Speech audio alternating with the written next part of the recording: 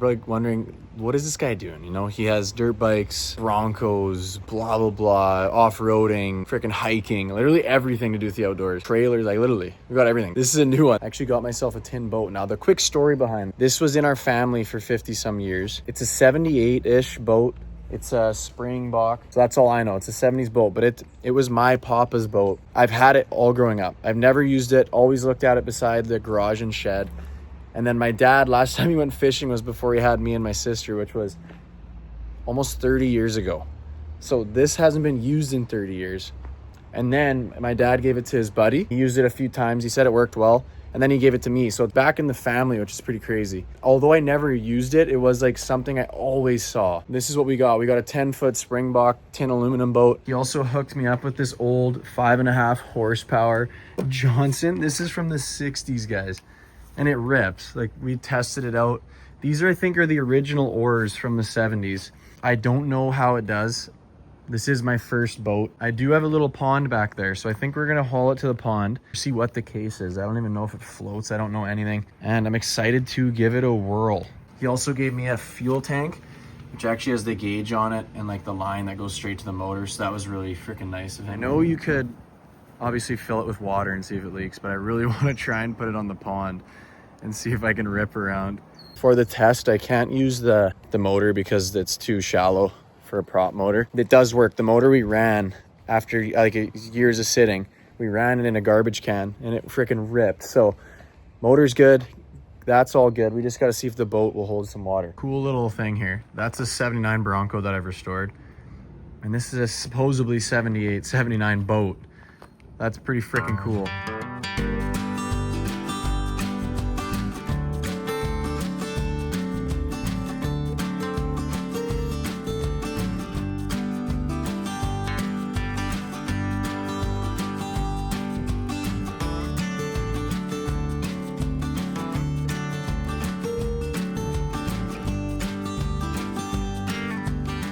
All right, I got my prehistoric oars, my boots. All right, maiden voyage.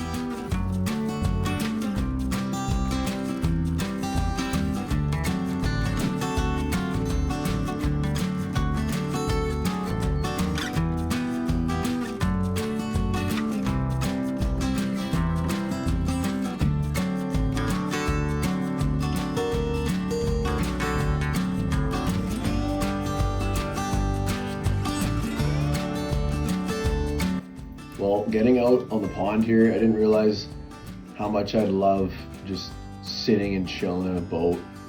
It was so much fun. I was really ripping in circles. I can't wait to use it more and just relax, because a lot of the other hobbies aren't relaxing. But this one, you're just sitting there, but it was such a good time, and the boat seemed to do very well.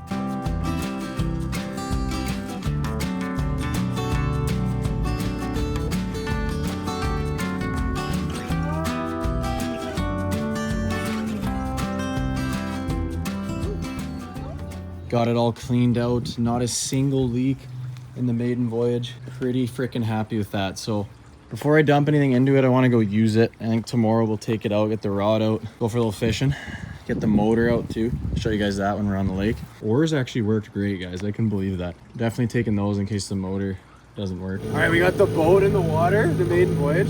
Look at this thing. It literally started on the first pole and it runs mint. Just gotta kind of tweak it a bit.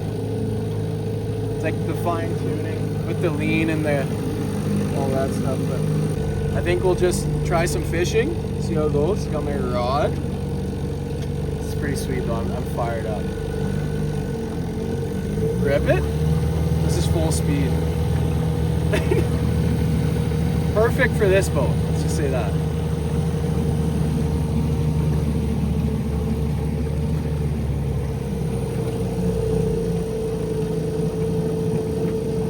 Yeah, it's nice to just putt with. It's pretty freaking awesome. Freaking loyal!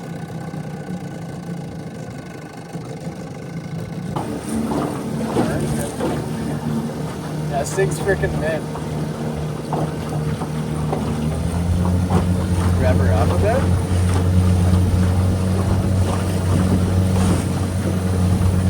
It's a little choppy out today, but yes, Steph caught a fish. Sick. Oh my, you going? Dude, bring it in. I'm trying. Oh, Steph going to fish. This motor is awesome. 62. This is full speed. It's not bad though. Like for us, it's not bad at all. Like this is great, guys. The setup's so sweet. Little bitty, but it does the job.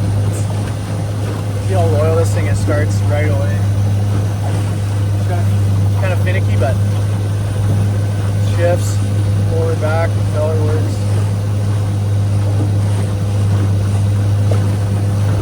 Sweet too, because just prop the motor up and find a beach with the oars.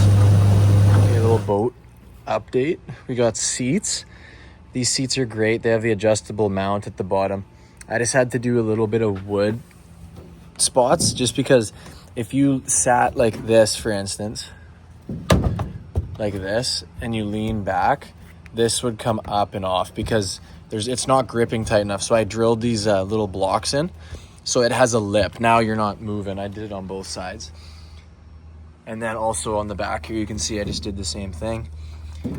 Just to keep these from flipping. Because again, you can tighten them as much as you want, but there's no lip or anything for them to grip to. So they just end up flipping, which you'll flip out of the boat. And you can also see I made myself a little rod holder. I can do tons of these if I want. I just painted this piece of exhaust pipe. I have tons of it. So I was like, you know what? Instead of buying something, why not just use what we got?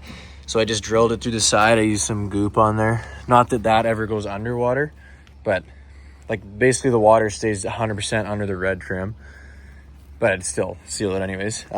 So that's sealed. It's just electrical tape that kind of looks like it's not an exhaust piece, but it does the job perfectly. So we got seats that are freaking removable, which is great because to store it, I'd take them out and I'd put them in when I use it.